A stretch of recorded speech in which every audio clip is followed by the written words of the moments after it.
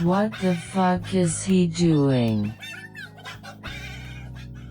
Actually investigate these policies for yourself.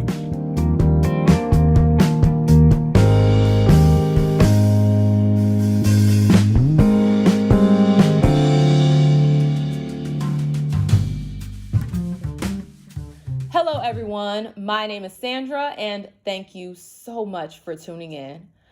All right, y'all, let's get right into it. You see the title, you know where this is going. Look, I was raised black, and that's not to say that other kids, the other races don't get, spankings as a child. But I feel like spankings in the black community is just to a whole other level. Like, you get spanked with anything. I remember getting spanked with the belt. I remember getting spanked with the extension cord. And I surely remember being told to go outside and pick a switch. I remember all that shit. And it was not fun. Now, granted, I did turn out to be pretty decent, a decent human being. And, I pay my taxes, I do what I'm supposed to do. I'm a law-abiding citizen. I grew up fine. But, as we develop and as we grow and, as we pass down from generation to generation, I've realized that beating my kids or whooping my kids is not something that I want to pass down to my kids. We joke about it all the time that, the reason why white kids in the stores don't act right is because, they get timeouts and they don't get spanked. We tell that joke all the time. Those jokes are hilarious. But I believe there's a better way to raise children. And, I'm not an expert on it. I'm not an expert on it.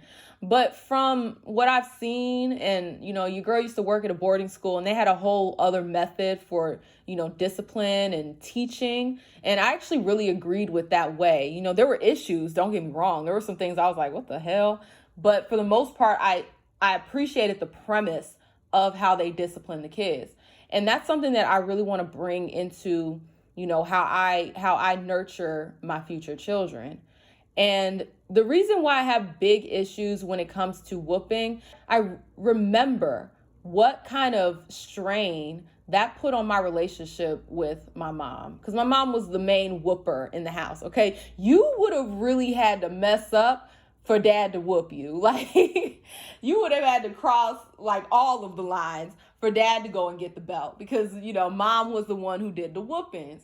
Shout out to my mother. Shout out to my father. I love both of y'all so dearly. Please don't take offense to any of this. Like, I really don't want you to take offense to this. I appreciate all the things y'all did for me. I don't appreciate the whoopings, but I appreciate all the effort that you put into making me who I am. And, granted, I wouldn't change anything because things happen the way they're supposed to happen, I believe.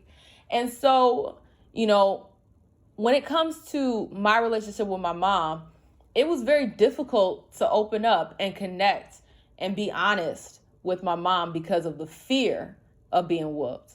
When you create that dynamic of I will beat you if you don't do what you're supposed to do, when you create that dynamic, it shuts off communication. Okay, it puts you in a position where your child does not feel safe or comfortable admitting when they fucked up. You know what I mean? And that's not to say that, when the parents do the whoopings that it's coming from a place of malice. It's not most of the times. Most of the time it's coming from a place of love because they don't want you to act a fool in the streets. Okay, so they're doing that to correct the behavior. I completely understand the idea behind it. But what happens is you close off that communication, and that communication is where you really get to teach your children how to behave as functioning, good adults. Okay. And on the same coin of that, you also don't want to be your child's friend. I understand that as well. There has to be boundaries within that relationship. But when it comes to being able to have honest conversations with your kids and them being comfortable with being honest with you, the fear of being whooped or beat or anything like that is going to completely cut the child off from admitting when they're wrong to you. Because, as any living being, you're going to try to avoid anything that's going to make you feel bad. That's just human nature, animal nature. We're not going to run into, and if you know something bad is going to happen, it's very low probability that you're going to actually do it. You know what I mean? If there's no benefit, you don't see the benefit in doing so. And I want to create an environment where my kids know that there is a benefit for being honest with their mom, that there's a benefit for coming to me when you have a problem. And now there was this one meme that was going around that said, and it made sense. It said that I want my kids to think when they have a problem, I want them to think, oh my God, I need to call my dad, not, oh my God, I'm so scared to call my dad, or I'm so scared to call my mom. Because when you create that dynamic of whooping and just, not being emotionally available in that way, and it creates that environment where your kids are going to be afraid to call you when they have a problem. Whereas they should be the first person they want to call is their parents, because that's their protection, that's their guidance.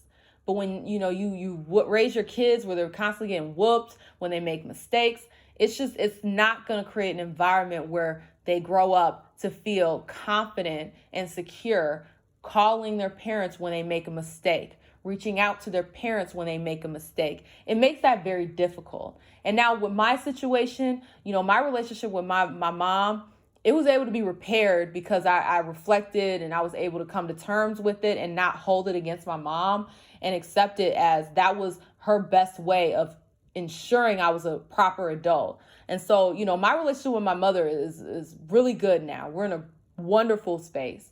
And we're able to talk and I'm able to be open. And, that was something that I had to gain as an adult. I really didn't have that comfort level. And that's because, I was whooped as a kid and I tested the envelope. I'm not going to lie. Your girl was an envelope tester. But that is still, I feel like if the conversations were, more open and that fear of being disciplined by whoopings wasn't there, my relationship with my mother would have been stronger for much longer of my life. I would have had that openness with my mom a lot sooner than adulthood. Another reason why I will not whoop my kids, and this is very, very specific to like sons, why I just, as a mother, I will never hit my sons, is because I do not want to create that dynamic where my sons already feel emasculated. Okay. And that's some deep rooted trauma that a lot of Black men are dealing with nowadays. You can ask any of them and have a deep, thorough conversation with them about how they've been emasculated by their mothers. And so I refuse to put hands on my sons because I do not want to create that dynamic where they feel like, women are allowed to hit them, are allowed to, just talk to them any old kind of way. I want to raise my sons to be leaders. I want to raise my sons to, self-fix, to see problems and fix it for themselves, and to, have that ideology of, problem solver and not cower or, be subjugated to other people telling them what to do all the damn time. Or, it's just that whole conversation is a little bit multifaceted, but to focus in on the emasculation through whooping your son as the mother, that's just something that I do not want to traumatize my sons with. I don't want them to feel emasculated as a child. I want them to feel confident in their growing masculinity, and whooping them will completely destroy that.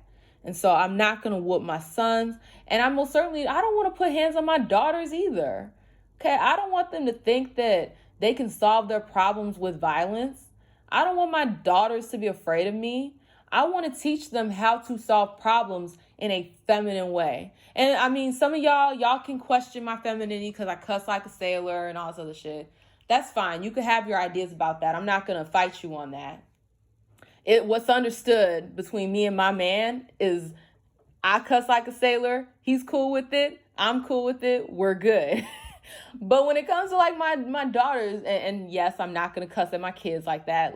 Let's keep it a buck. I'm not gonna cuss at them like that. That's not healthy. That's not proper communication with a child. I'm not gonna do that, But when it comes to my daughters, I do not want to teach them that solving problems through violence is okay. I want to teach them how to problem solve in a feminine way, okay? How to do it as a lady, okay? How to conduct yourself when you're upset as a lady. And that is something that I need to model with my children, because the thing is, children aren't necessarily always going to pick up on what you say. They're going to pick up on how you behave. And if your behavior is contradictory to the things you say, then they're going to take issue with you. They're not going to respect you fully, and they're going to question your decisions every step of the way because they see the hypocrisy in it. I can't tell you don't be fighting at school when you come home and you don't do what I tell you to do and I fight you. It's contradictory in every single way, shape, or form. So it's important that as a parent, you model the behavior that you want your children to have. And I don't want my children to be overly emotional and aggressive and violent when things don't go the way they're supposed to. And so modeling, de-escalation, modeling how to problem solve, modeling how to have good communication with people when you have a misunderstanding. Those are things that I want to instill in my children. And so rather than whooping them, I'm going to talk. Okay, I'm going to model behaviors, and I'm going to talk, and I'm going to listen. I'm going to listen to my kids, and I'm not going to discount their feelings because they're kids. Oftentimes we treat children as if they're not, living beings that have their own motivations and desires.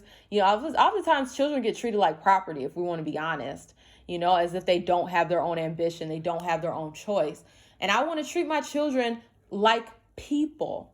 I'm going to listen to them. I'm going to understand them. And I'm going to try to get them to understand me as well.